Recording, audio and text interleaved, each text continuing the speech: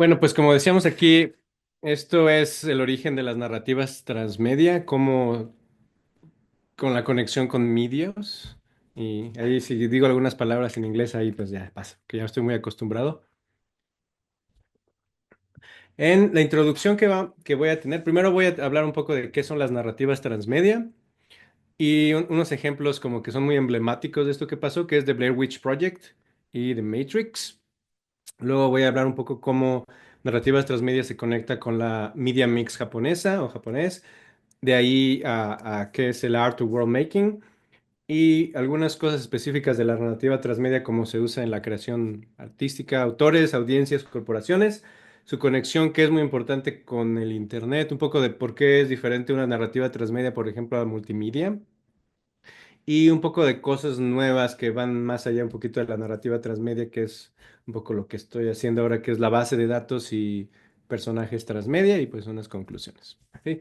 So, entonces, para empezar, transmedia, narrativas transmedias como fue como introducido en el estudio de medios, en el estudio de televisión, cine, etcétera, etcétera, es con el concepto de transmedia storytelling.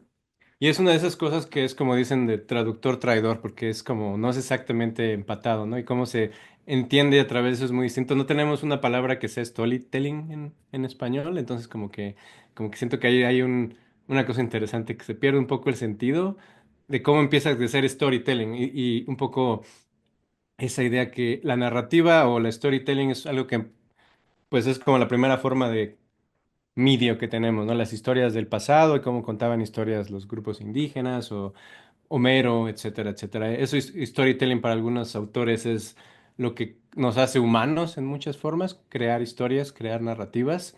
Y pues Transmedia Storytelling es como la idea de esto es que es un nuevo paso en esto que ha sido muy común a nosotros como humanos, que es crear narrativas o el storytelling. Y es introducido, bueno, siempre en academia es muy difícil decir cuándo un término es introducido, porque pues siempre hay gente diciéndolo por diferentes lados, pero cuando alcanza notoriedad el término de narrativa transmedia storytelling, es en un libro que se vuelve como un parteaguas en la discusión de medios, que es Convergence Culture de 2006 por Henry Jenkins. Me parece que se está traducido en México también, Cultura de la Convergencia. Y básicamente en este libro la idea es las transformaciones culturales que la Internet ha traído y una de esas transformaciones culturales que la Internet trajo es en cómo contamos historias, que es como me parece muy interesante siempre desde pensar esos cambios que vienen con conexión a la web, etcétera, etcétera. Y es básicamente Jenkins, mucho de su trabajo que empieza en los noventas, hablando de fans y Textual Poachers, que es un libro acerca de fans de televisión, etcétera. Su preocupación siempre ha sido lo que se llama participatory culture, que es cultura de la participación.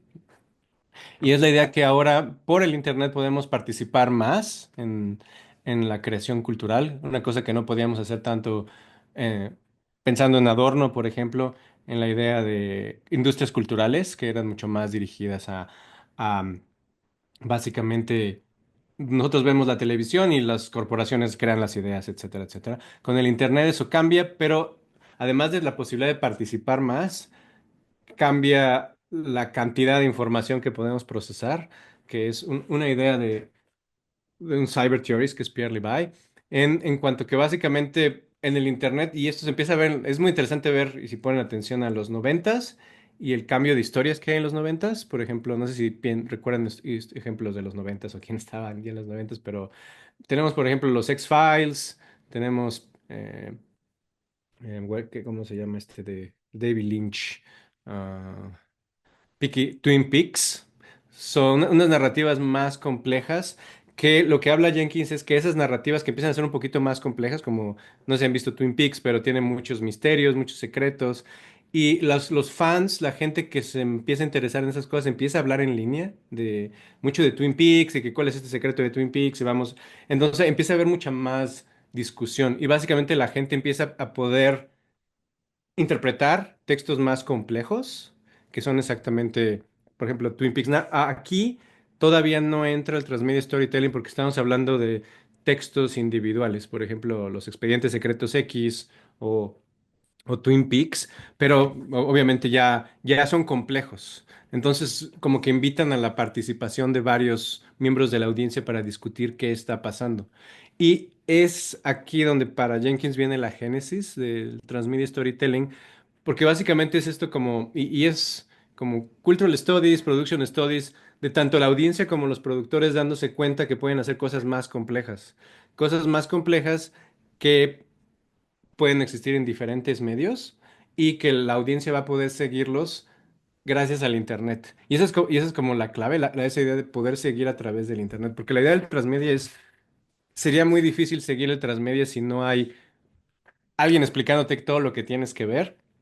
Y como Jenkins es como va a definir las narrativas transmedia, son historias que se van a desarrollar a través de una variedad de plataformas mediáticas y puede ser cualquiera, televisión, radio, etcétera. Y cada nuevo texto va a ser una aportación distintiva y valiosa al todo narrativo. Y eso también es importante. Es muy diferente hacer como la misma historia en diferentes medios a tener transmedia storytelling, porque la historia storytelling, cada parte tiene que aportar algo nuevo y algo que sea, que básicamente agrega a la complejidad de la narrativa. Entonces, al centro de la transmedia storytelling está esa noción de complejidad que es también muy interesante como con tradicionales formas de como Adorno entiende los medios de que la audiencia no, así la masa y todo eso, como el poder de entendimiento de la audiencia se potencia porque están colaborando todos y ya pueden hacer estas formas más avanzadas, ¿no? Y algo que va a decir también Jenkins es la forma ideal del transmedia storytelling es que again, es una exportación distintiva, pero como esta idea de McLuhan, del medio es el mensaje, cada medio hace una aportación en lo que mejor sabe hacer, que quiere decir, una película pues va a ser como lo que se explora en la película, se va a expandir a través de televisión, novelas y cómics.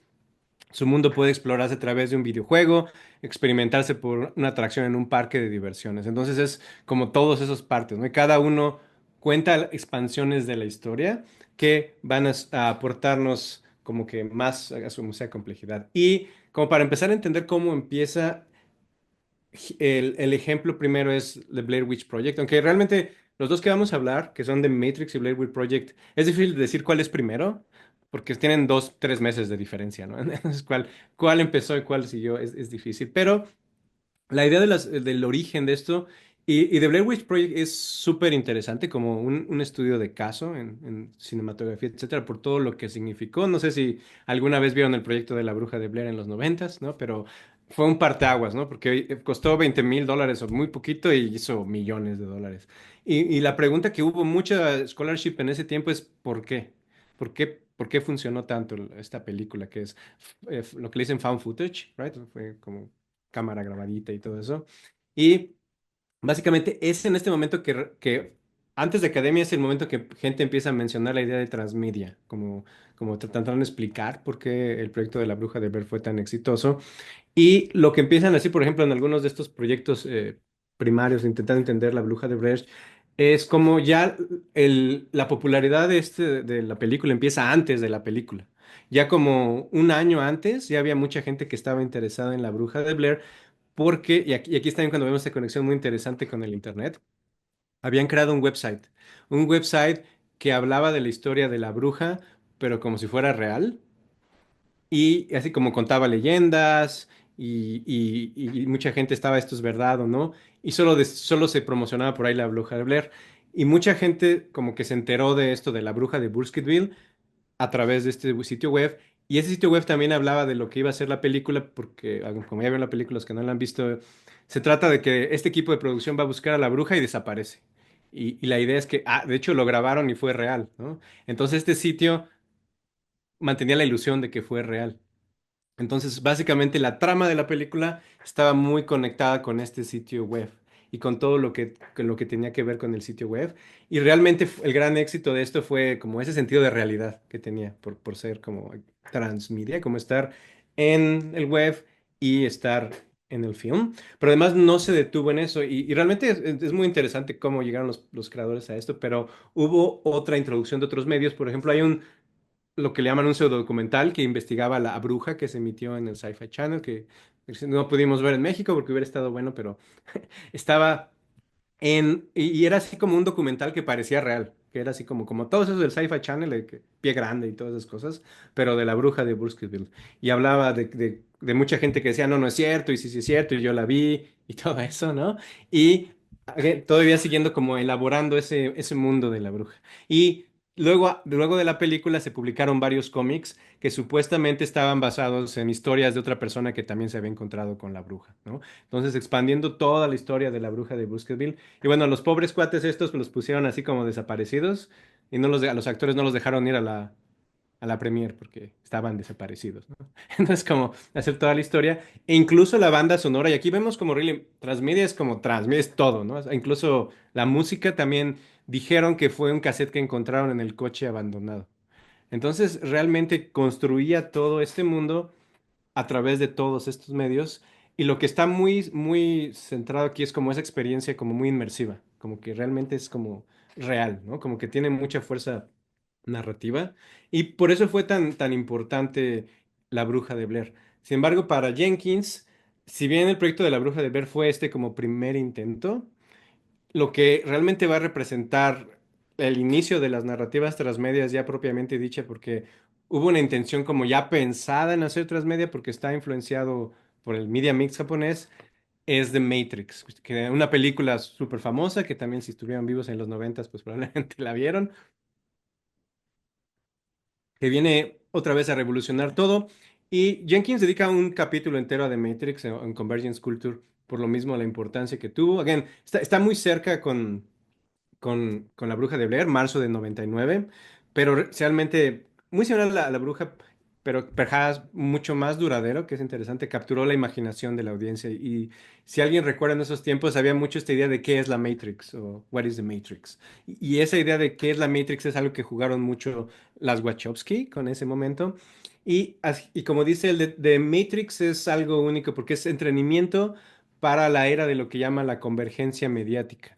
Y la convergencia mediática es como el otro lado de la transmedia, narrativas transmedias, que es este juego mucho que tenemos en estudios de medios.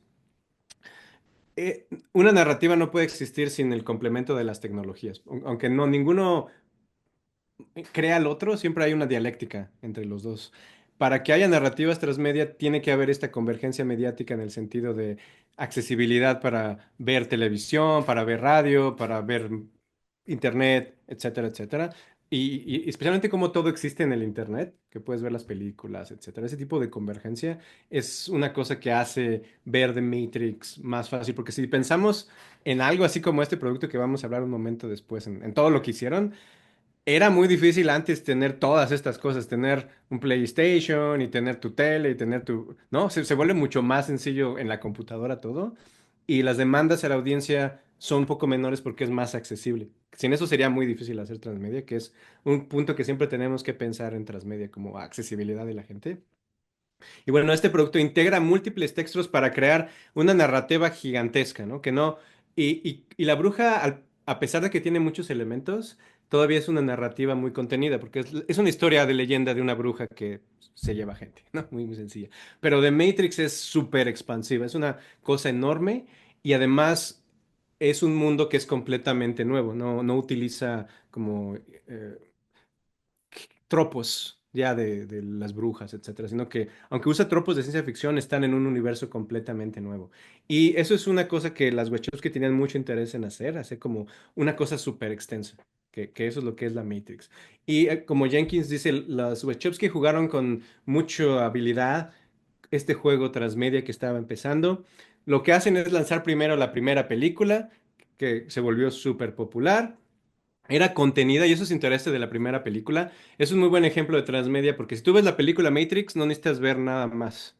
Eso es el mundo. Pero todo lo demás que hicieron siguió expandiendo el mundo. Después de hacer la película, también hicieron varios cómics, pero cómics que hablaban de la narrativa o partes de la historia que no son tocadas en The Matrix. Por ejemplo, cómo las máquinas tomaron control de la Tierra. Y ahí está explicado cómo pasó eso. Y luego lanzaron esto que también fue muy famoso, que es de Animatrix, que es una animación japonesa que básicamente también exploras como diferentes momentos, ¿no? Que es también, como ahí dicen en el chat, es muy, muy, muy buena animación. y explora diferentes puntos de la historia que no son conectados con la película en muchos casos, así como historias independientes de gente en la Matrix o otra Matrix, básicamente expandiendo el mundo. Y después de eso todavía hicieron algo más, que es un videojuego, que también es, lo vamos a ver un mundo, pero es antes o al mismo tiempo que la segunda película. Entonces lanzan la segunda película, lanzan un videojuego que agrega más elementos a la película y concluyen todo con The Matrix Revolution, que es la última película, donde todas las historias se conectan. Y bueno, eso es una cosa que en su tiempo tuvo muy malas críticas, Revolutions. Y una cosa que dice Jenkins es que la razón de esto es porque el transmedia no puede ser juzgado como films, como film critic o crítica cinematográfica, porque funciona en otra forma distinta. Y al final de eso hicieron un multijugador en línea, que es lo último que pasó, que ahorita vamos a hablar de eso, pero como ven, cada narrativa anterior crean nuevas oportunidades narrativas y como esa transformación ahí. Y Ah, estos son, por ejemplo, la ilustración de todas las cosas que hace The Matrix, que, por ejemplo, que discute Jenkins. Y otra vez, la primera película empieza todo, luego este juego que es de PlayStation 2, Enter the Matrix, se centra en dos personajes secundarios de la segunda película. Entonces expande su historia de ellos y la idea es que cuando ves la segunda película ya vas a saber quiénes son ellos, entonces no te explican quiénes son. Pero vean que esas demandas son bastante complejas, ¿no? Porque es como, bueno, entonces. Y luego en Animatrix introducen, por ejemplo, personajes que aparecen en el final en Revolution, si tienen un rol importante, como el Kid, pero no tienen explicación también. Entonces son como. Y esto mismo es algo que para Jenkins muestra que es como The Matrix es el prototipo, pero también es fallido porque la idea sería que tú podrías entender Revolutions sin ver todo lo demás. Y esa es la demanda más compleja del transmedia para Jenkins, que debes entender cada cosa por sí misma y si ves todo te expande mucho. Pero si tienes que ver todo para entender, entonces ya se vuelve como un problema, porque entonces tengo que comprar todo. Y algunas de estas cosas, por ejemplo, pensando en Enter the Matrix, que fue un juego que yo jugué en su tiempo, eran horas y horas y horas. Entonces, ¿cuánto tiempo tienes que tener para poder ver todo el transmedia storytelling ahí, ¿no? Y luego todavía lo último que sacan, que es el juego en línea, que ven aquí el Matrix Online, todavía más horas de tiempo, que es una historia que sigue después de Revolutions, que básicamente cuando Neo desaparece y todo, ¿qué pasa, ¿no? Entonces es seguir en ese mundo y seguir disfrutando ese universo narrativo. Esto que pasa en The Matrix es algo que ya está introducido y eso es something que las Wachowski eh, dijeron, es que el Matrix está influenciada mucho por las anime japonés, porque las Wachowski eran muy fans del anime japonés. Entonces, creo que sí, sí están viendo bien las slides, ¿verdad? Aquí. Entonces, como estaba diciendo, es que se ve la vista de presentación, dice. Bueno, pero pues ya sí. Aquí ya no Y se se ve. ve esa vista, pero está bien, o sea, lo podemos ver bien. Si es que la tengo en otra pantalla, pero eso es Ya, complicado de hacer con dos pantallas. Bueno, exacto. entonces, los Wachowski dicen como tienen mucho interés, y eso se ve mucho en The Matrix, en la narrativa, está muy influenciada por anime y manga y videojuegos japoneses. Cuando ves The Matrix, ellos mismos han reconocido la influencia, por ejemplo, de de muy importantes animes como Akira y Ghost in the Shell, que son animes de los ochentas que exploran mucho las cosas que The Matrix explora. Y podemos ver mucho la estética de muchas cosas en The Matrix. Por ejemplo, aquí esta imagen que tenemos que es de Ghost in the Shell, la ropa de Trinity es muy parecida a la de la protagonista de esta serie y también exploran temas de identidad digital, etcétera, etcétera. Entonces están como muy conectadas con lo que está pasando en Japón, que ya tenía transmedia storytelling, aunque desde otra perspectiva que es muy, muy japonesa en cómo va a ser. Y eso va a ser lo que es el media mix japonés. Y de acuerdo a la antropóloga Mimi Ito, que es otra muy interesante eh, analista de medios, pero eso es discutido por Jenkins, la cultura media mix se caracteriza por dos aspectos centrales.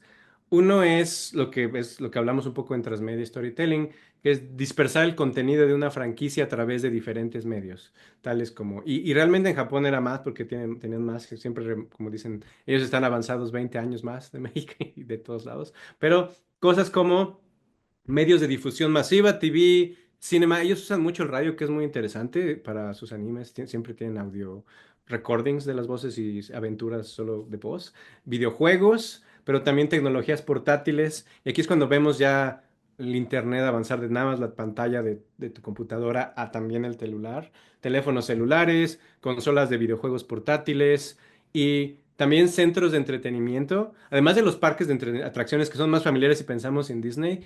Una cosa que es muy popular en Japón son las salas de videojuegos, que son las arcade games, que tienes la historia del arcade games también, tienes que ir ahí para jugar, no está como en una consola casera, pero también es acerca de la misma narrativa. Y toda esa dispersión como que es muy importante para el éxito de las franquicias japonesas. Pero es el segundo aspecto que es también muy importante y es algo que también vamos a ver en Participatory Culture pasar, que es lo que estaba hablando un poco de Twin Peaks, es que las franquicias Media Mix motivan la hipersociabilidad. Y esto básicamente es que motivan diversas formas de participación e interacción entre los fans de estas franquicias. Y eso es como una cosa como muy esencial para entender el Media Mix. No nada más es acerca de hacer las historias, sino que las historias inviten la participación de los fans. Porque si no participan, pues la franquicia se muere. Y esta interacción es exactamente cómo puedes rastrear todos los medios en donde la historia está, porque un amigo te va a decir, "Ah, también la historia continúa en este juego celular o continúa en este juego de la galería de videojuegos, etcétera". Entonces sí invita mucho esa hipersociabilidad y interacción, que es muy interesante porque también siempre pensamos en consumo de medios como muy individualizado y viviendo la televisión, etcétera, pero aquí si no tienes eso no puedes avanzar, ¿no? Porque es así como todo lo que hay. Y eso es muy característico del media mix japonés en cómo producen esto. Jenkins, por ejemplo, habla de dos ejemplos clásicos que son y los que más conocemos en Occidente, especialmente Pokémon, es muy, muy conocido, que también es muy interesante cómo Pokémon es del 98 y podemos ver cómo todo tiene que ver con esa conexión con el Internet, ¿no? Porque es Matrix 99, Pokémon 98 y Yu-Gi-Oh! Que también es del 98, que es muy popular aunque es menos mainstream en cómo es conocido. Pero las dos franquicias ilustran muy bien los aspectos del media mix, porque, por ejemplo, Pokémon es un anime, pero también es originalmente un videojuego de Nintendo, luego lo hacen un anime, luego hay un juego de cartas, entonces hay todos estos elementos, pero especialmente cuando vemos, por ejemplo, el videojuego o el juego de cartas, se ve muy claramente cómo esa interacción entre la gente lo que los hace muy populares. Y igual Yu-Gi-Oh! Que también es anime, videojuego, juegos de cartas. Entonces, ambos es muy claro cómo invitan a la hipersociabilidad porque invitan a los fans a participar en una multitud de formas lúdicas. Y eso también es como lo importante del Media Mix, que tú puedes conectarte con las cosas que te gustan, no nada más viendo, pero de muchas formas lúdicas. Especialmente para el Media Mix japonés, el juego es muy importante. Entonces, videojuegos, juegos de cartas, todos esos elementos se vuelven muy esenciales para que los fans sigan persiguiendo la franquicia, porque no nada más es acerca de ver la historia, es acerca de interactuar con otros fans que es mucho lo que Jenkins también trabaja en la idea del fandom y los fans como muy conectados con el transmedia storytelling. Aunque estas Pokémon y Yu-Gi-Oh, como mismo Jenkins reconoce, son ejemplos de esto, hay muchísimas más franquicias japonesas que son muchísimo más complejas que Pokémon y Yu-Gi-Oh, porque Pokémon y Yu-Gi-Oh son para niños generalmente, y especialmente Pokémon es muy claro que es para más pequeños. Hay franquicias que usan el media mix japonés en forma muy, muy sofisticada. Por ejemplo, el ejemplo que tengo aquí en la figura uno que es Dot Hack, que inicialmente es un preludio, que es una animación, y esta animación explora temas de identidad en juegos en línea, como alienación, bastantes temas bastante complejos, para luego seguir un videojuego y luego otra animación en videos, cómics, y algo que va pasando aquí es que la narrativa es súper compleja y además se va moviendo en el tiempo, que es muy diferente de, por ejemplo, Pokémon, que siempre Ash Ketchum nunca crece, ¿no? Sí, siempre de la misma edad, pero en esta es una generación y luego otra generación, entonces una historia como de 20 años en el mundo de la narrativa, que ahí podemos ver realmente muy sofisticado y cómo los gente que disfruta esto, pues sigue conectándose y buscando otras entradas de la serie y del mundo que quieran. Y en Japón esto es muy común y no nada más es la narrativa y los juegos, también una cosa que los fans se conectan mucho es los commodities, los bienes materiales, los objetos. Eso también es parte de su media mix. Y realmente espero ya este mío también, que también tiene mucho que ver con capitalismo, ¿no? Porque es estar comprando todo. Y el media mix japonés es totalmente capitalista. La otra vez, apenas fuimos a Japón el año pasado y es así como el mundo del capitalismo feliz. Entonces, está muy ahí. Y, por ejemplo, todo el Media Mix y lo que hace, se le ha llamado consumo narrativo, que es el Monogatari Shoji. Y esto es el crítico cultural Otsuka Eiji, lo llama así porque a través del media mix, como él dice, no estás consumiendo el drama individual, la historia individual, y tampoco estás construyendo, si compras productos, los bienes materiales. Lo que estás adquiriendo es el sistema total de la narrativa. Entonces, lo que buscan también los fans, interactuar, pero también completar la gran narrativa que está en el transmedia, creado a través del media mix. Y esa narrativa requiere un consumidor de medios activo porque no la puedes comprar toda. Tienes que estar viéndola en cada medio, cómo está la historia, ¿no? Vende el sistema y cada entrega de dramas, cada figura, etcétera, se van a consumir como fragmentos individuales que van informando toda la narrativa. Y eso es como consumo narrativo. Y además, realmente todavía no, incluso en los tiempos no hay comparación todavía entre transmedia y el media mix porque es demasiado. Así como los radioseriales y cosas así, pues aquí no pintan, ¿no? Pero ya es como todo. Y las figuras tienen nuevas versiones y etcétera, etcétera. Y un poquito como vemos aquí. Eso es lo que informa mucho el transmedia storytelling también y la narrativa transmedia, el sistema narrativo y consumir el sistema narrativo completo. Entonces tiene que ser un mundo que sea muy atractivo, como vemos, por ejemplo, iniciando con The Matrix. Y ahora estamos viendo, Jenkins habla de esto, como muchos mundos que eran muy populares se están moviendo al consumo narrativo, al transmedia storytelling. Por ejemplo, las que tengo aquí, que es El Señor de los Anillos. Porque sabemos, El Señor de los Anillos no es una transmedia, narrativa transmedia, es un libro, ¿no? Pero cada vez más empezamos a ver videojuegos, no sé si ya hay una serie de Amazon y todas esas cosas ya es transmedia storytelling, ¿no? Entonces es como ese mundo que es muy vasto, se presta muy bien para esto. Entonces también no nada más es crear mundos, también son grandes mundos que son muy complejos que puedes seguirlos experimentando, etcétera, etcétera, ¿no? Y esa es esta idea. Entonces, este sistema que los fans van a consumir, exacto, como en Star Wars, que es una cosa que iba a hablar ahorita. Star Wars es un gran ejemplo de eso. El sistema entonces que van a consumir es, a través de sus fragmentos, es este espacio narrativo, pero este vasto espacio narrativo como el de Tolkien, pero de sus mundos favoritos. Entonces, realmente lo que mucha gente busca es como que estar en ese mundo, ¿no? Y una cosa que ya podíamos hacer con libros, por ejemplo, estoy en el mundo de Tolkien, pero es aún más lúdico porque nunca voy a irme del mundo de Tolkien, básicamente, ¿no? Voy a estar ahí todo el tiempo. Y algo que también es una cosa muy única y también pasa en el transmedia storytelling, pero se volvió una característica central del media mix, es que muchos fragmentos del sistema son obras derivativas, o sea, creadas por los fans y que aunque mantienen la cosmovisión y los escenarios de la gran narrativa original, los crearon fans. Y esto empieza en Japón en los 70s con lo que es el Comic Market, que empiezan a hacer cómics propios con historias de sus personajes favoritos, pero esos también se vuelven cosas que los fans quieren adquirir, que también es ese elemento.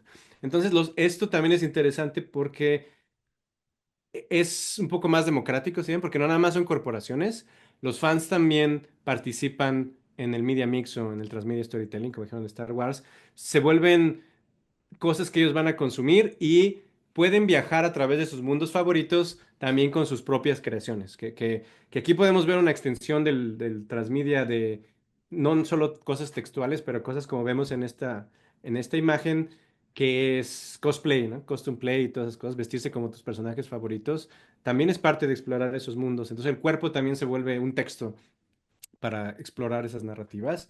Y al recrear estos universos fantásticos a través de su creatividad y discusiones, really, los fans are going to otorgar una presencia a estas cosas, a los mundos. So, básicamente, tanto existen que parecen más reales, porque la cuestión mucho que, por ejemplo, yo trabajo es, ¿qué es lo real cuando pensamos que es real? Y ¿cómo es más real Gandalf que Platón, por ejemplo, ¿no? Si los dos existen en libros, pues son, o sea, tienen la misma cosa. So, eso es una discusión del qué es canon y qué no es canon. Es muy interesante, pero podemos hablar un poquito más de ello después, pero no es necesario para algunos, para otros sí. Es una cosa que en mis investigaciones sale mucho que piensan que es canon y que no. Pero entonces es esta inmersión que puede ser adquirida de diferentes formas, y esta pregunta es buena en eso de, hay fans que prefieren esta inmersión solo lo oficial, y hay fans que quieren esta inmersión en lo que Jenkins llama textual poaching, que es cosplay, y inmersión como en mis propios términos, en muchas formas. Y esto es algo que va a crear, al final esta idea de inmersión para Jenkins al final el Transmedia Storytelling como surgió, es para crear mundos. Y es lo que llama The Art of World Making, el arte de crear mundos, ¿no? Y estos mundos, la idea es que no pueden ser explorados ni experimentados plenamente dentro de un único texto, un medio. Entonces, puedes seguir en ese mundo que te gusta mucho, mucho tiempo, ya sea en el mundo de Star Wars o Marvel, etcétera, etcétera.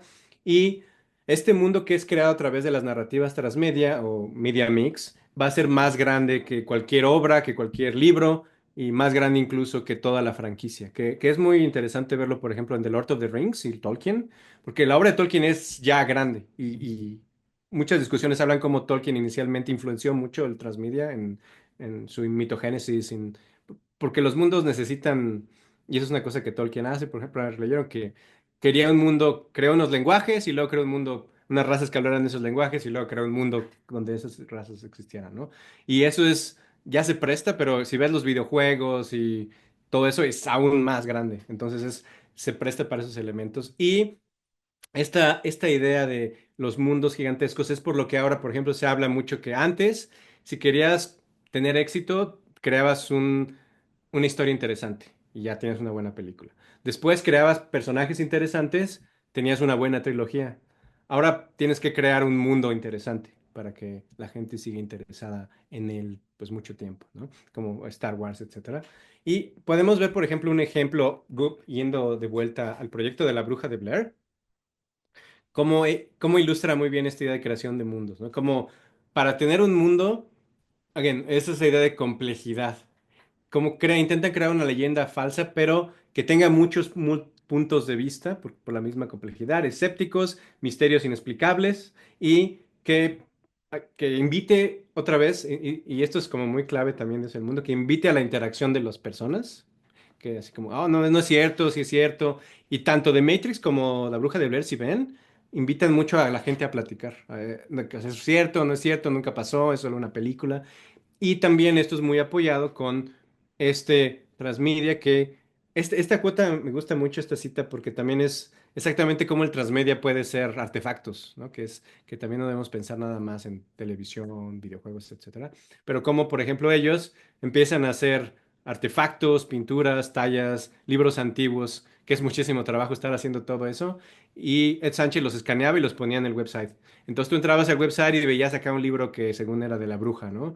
Y acá un dibujo de la bruja que lo había registrado alguien, etcétera. Y todos esos detalles realmente te hablan de cómo la creación de un mundo puede implicar tantas cosas, además de narrativas per se, la fisicalidad de, del creación de mundos, que es una cosa interesante para pensar con otros objetivos. Y bueno, como hablaron de Star Wars, también un ejemplo muy claro de cómo es narrativa transmedia ahora es el Marvel Cinematic Universe, que es muy interesante pensar cómo el éxito de esta franquicia es exactamente por el transmedia storytelling. Y a veces les digo a mis alumnos que a lo mejor Faggy leyó el libro de Convergence Culture porque lo sigue muy cerca y la idea de estas películas es, cada película es como, bueno, la mayoría de ellas son como, funcionan independientemente, pero si las ves todas, cambia tu entendimiento de la franquicia. Y luego hay ciertas películas que tienes que ver todo para entenderlas o mucho, por ejemplo, las Avengers movies que tienes que entender.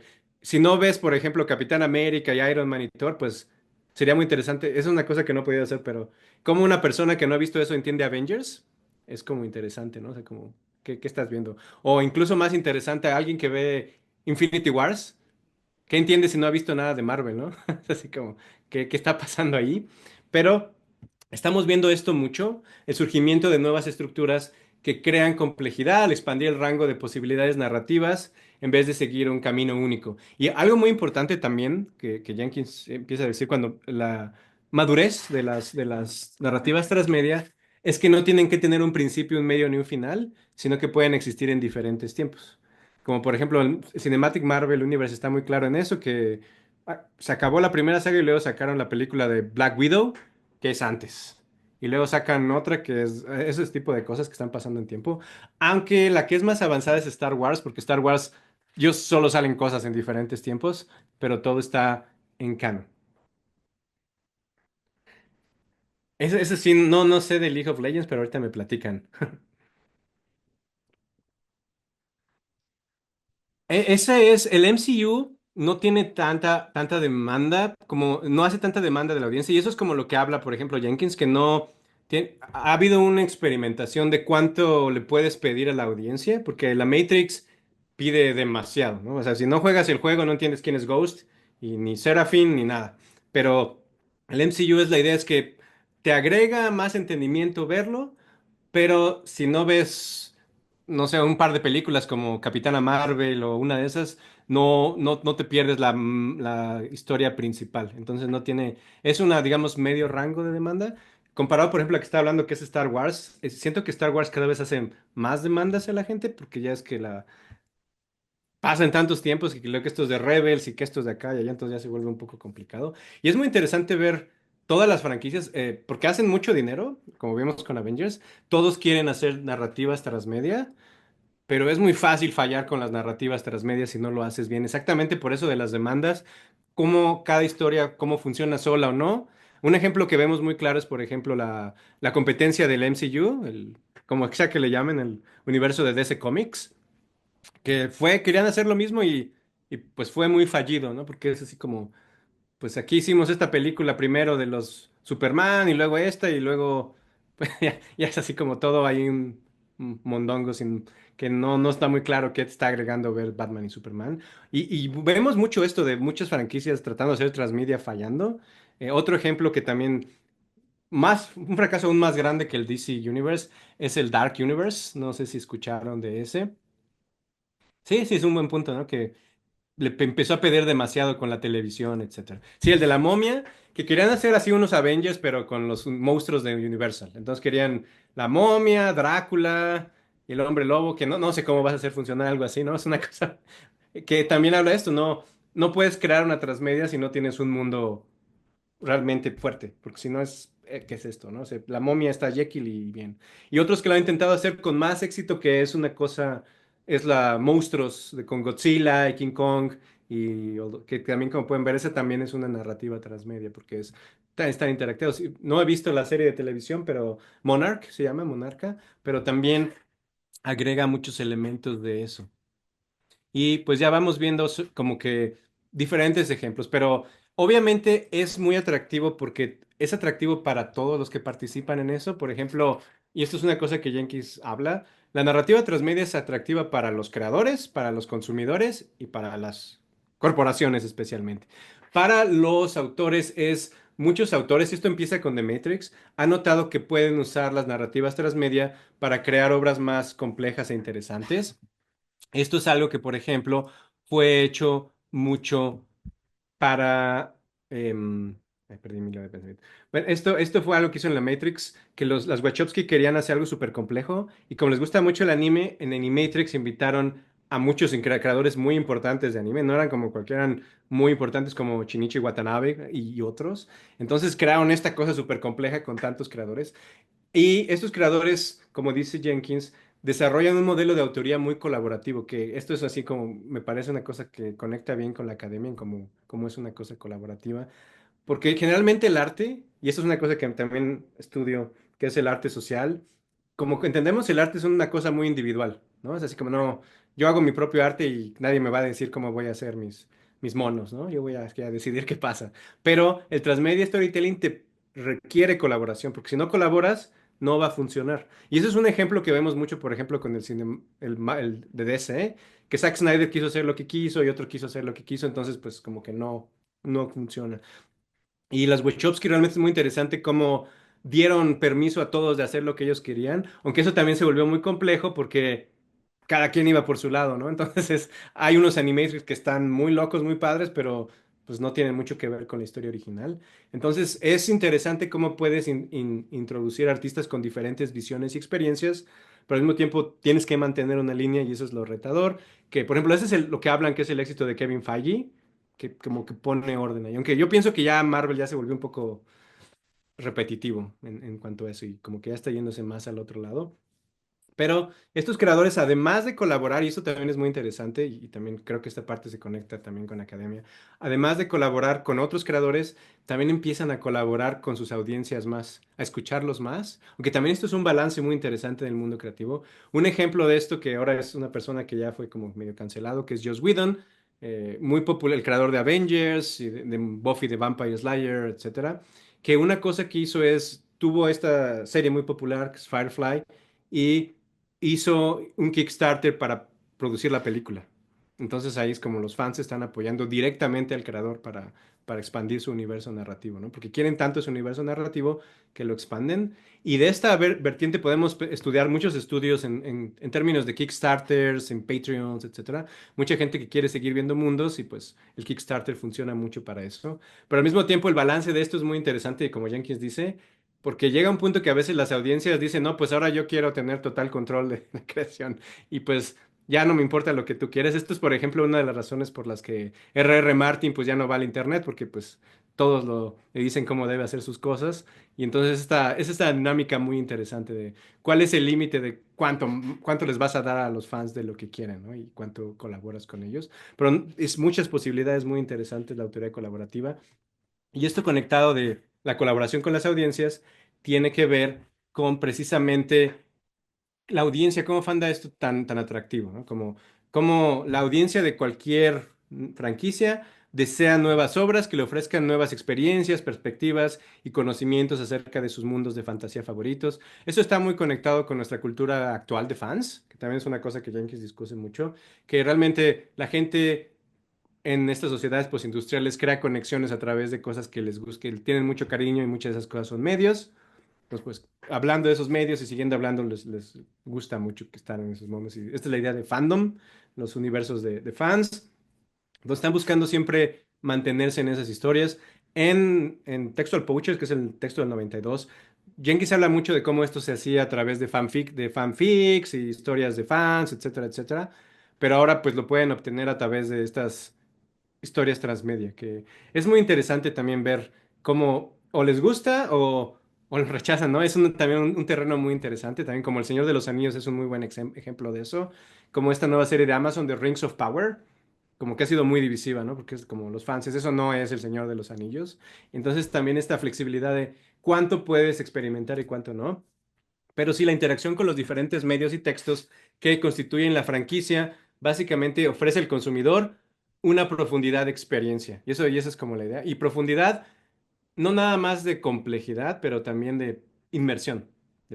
Puedes estar en ese mundo, explorar ese mundo y va a seguir motivando pasión y consumo, que consumo es desde la perspectiva de los corporativos, que también es como hablamos mucho, el origen del transmedia narrativa es muy interesante porque es así como este in-between entre culture industries y audiences y todo eso, porque obviamente una corporación, ¿por qué hace el universo de monstruos o el Dark Universe o todo? Pues para tener dinero, ¿no? Y mucho dinero como Avengers. Entonces, para los conglomerados de medios existen muy claros motivos económicos para participar en la narración transmedia. Por eso es que todos quieren hacer narraciones transmedia, porque si haces narrativa transmedia, pues ya tienes capturado a la audiencia pues por toda su vida, si te va bien, ¿no? Y se han centrado mucho, y a veces sin tener mucho cuidado en la construcción y desarrollo de estas gigantescas franquicias de entretenimiento, ¿no? Porque Pues es lo que va a dar. Star Wars es un excelente ejemplo de esto, como todo en Star Wars, que es una cosa que yo creo que es bastante complicada, todo está en canon. Entonces, pues, todo está en el mismo, todo es oficial. Entonces, es por ejemplo este juego que es muy famoso, que es Jedi Fallen Order, que expande en la caída de los Jedi y luego otras series que son después de los Jedi. Entonces, esa idea de, obviamente, un fan que quiere todo el universo va a comprar todo, ¿no? Todo lo que tenga que ver, que eso está al límite de esas cosas. Y seguimos viéndolo ahora. Ahora vamos a ver cómo va a funcionar el universo de James Gunn, por ejemplo, que también es otra vez hacer eso otra vez, ¿no? Y seguir como creando esos elementos. Pero sí podemos ver así como que esos tres elementos. Y al centro de esto, como decía al principio, va a estar mucho y enfatizando mucho que todo esto tiene que ver con el Internet. Y siempre las narrativas transmedia empiezan como algo digital, ¿no? Cómo están conectados siempre, porque, y por ejemplo, si pensamos en Star Wars y mi experiencia personal, si quieres saber qué debes leer de Star Wars, o tienes unos amigos acá súper expertos, o vas al internet, ¿no? Porque el internet te va a decir qué debes leer, qué no debes leer. Ya se volvió casi unas Biblias ahí de...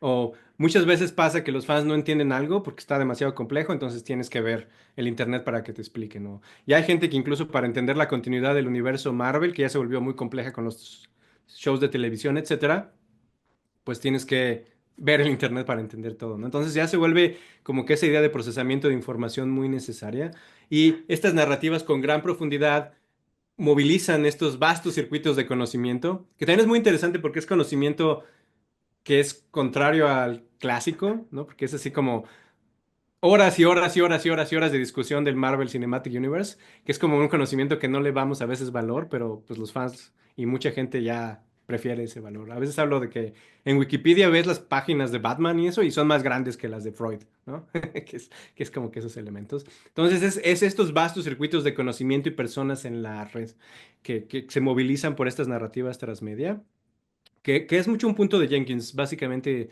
todas estas formas son formas de recuperar la sociabilidad que hemos perdido en el mundo cotidiano por la capitalismo, el movimiento de lo privado, etcétera, etcétera. Entonces, por eso él dice que las narrativas transmedia son entretenimiento para la era digital, ¿no? Porque es algo que ya ver no, I Love Lucy o La Isla de Gilligan y eso ya es así como muy repetitivo y no te pide nada. Y además no invitan a la interacción social, ¿no? ¿Qué vas a hablar de Gilligan? Así, otra vez Gilligan se quedó en la isla, ¿no?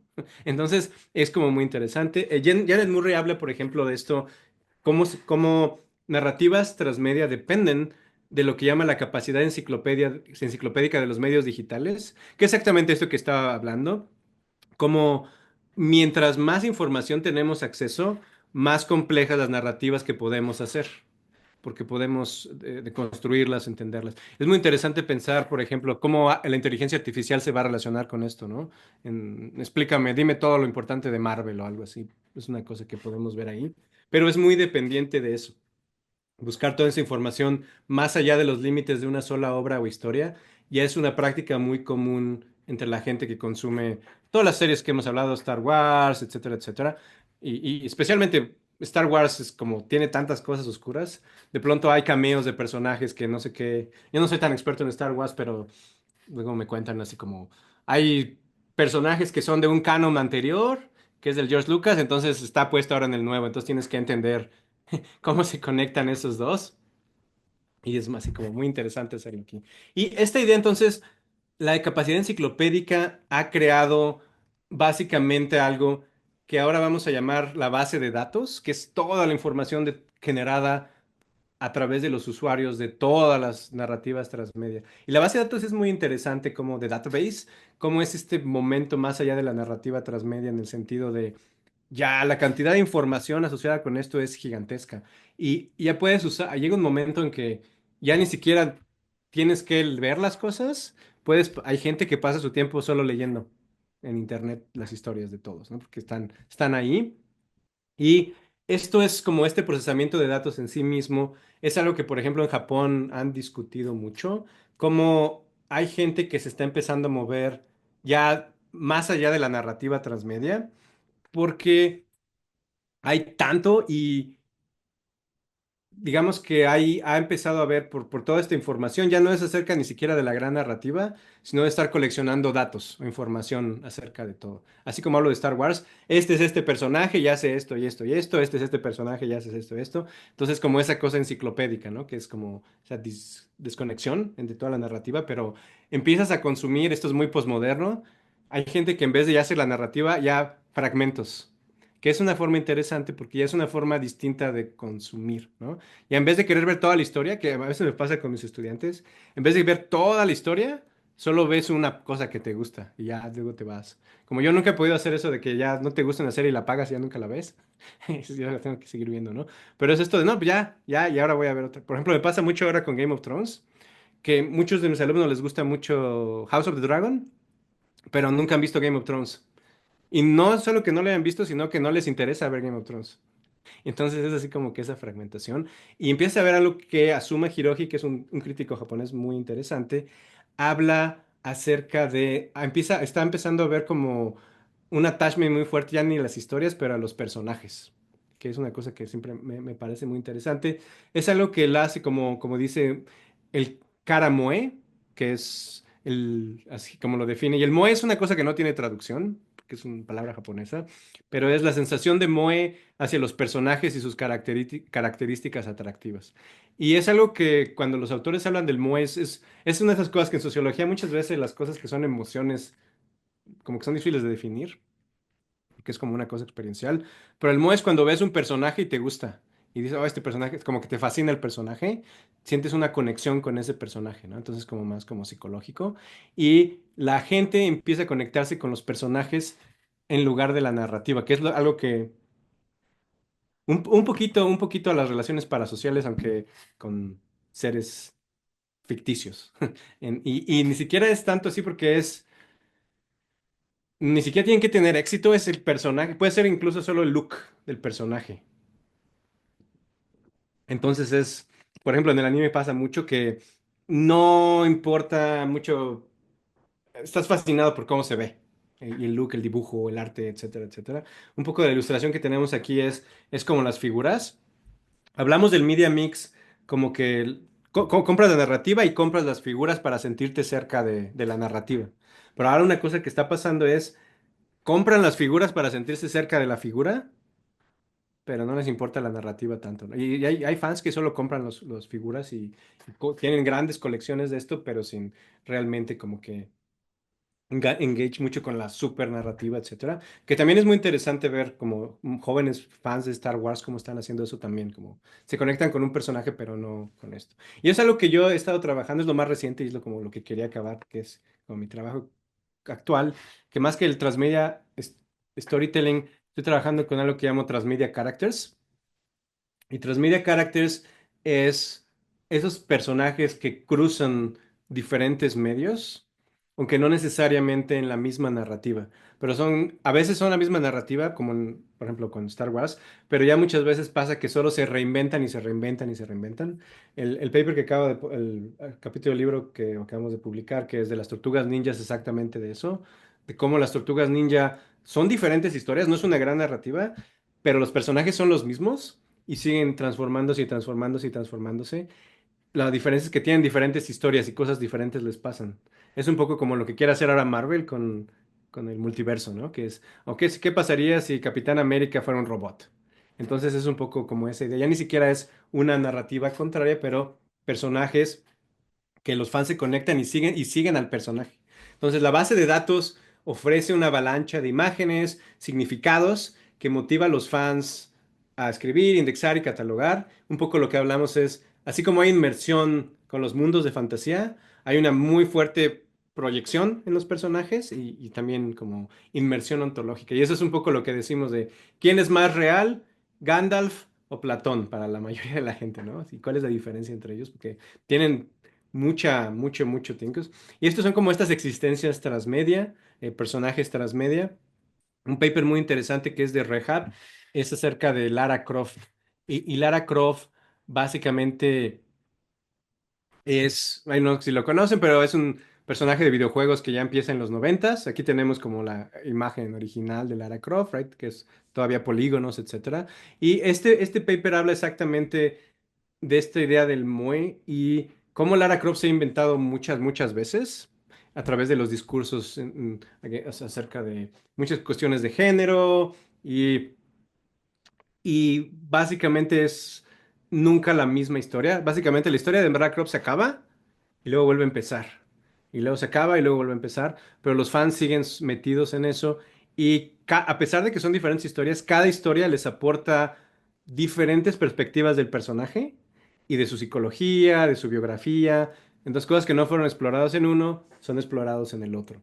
Y esto es un poco de lo que habla Rehab, como la emergencia de lo que llama la estrella virtual, donde se proyectan estas nuevas fantasías de deseo y control que es como representado por esta idea del Moe, y cómo se han vuelto, así como quieres explorar estos mundos, quieres estar con esos personajes interactuando, etcétera, etcétera, ¿no? Como es esa nueva combinación, como la falta de una biografía real del avatar, por ejemplo, Lara Croft, queda enmascarado por el exceso de historias de vida creadas por múltiples interesados, como fans y compañías de medios. Y estos personajes son muy interesantes porque, por ejemplo, Lara Croft hay muchos espacios vacíos que los fans llenan de como qué le está pasando y por qué fue a la escuela en dónde y quién era su novio y esas cosas así. Y los medios también hacen eso.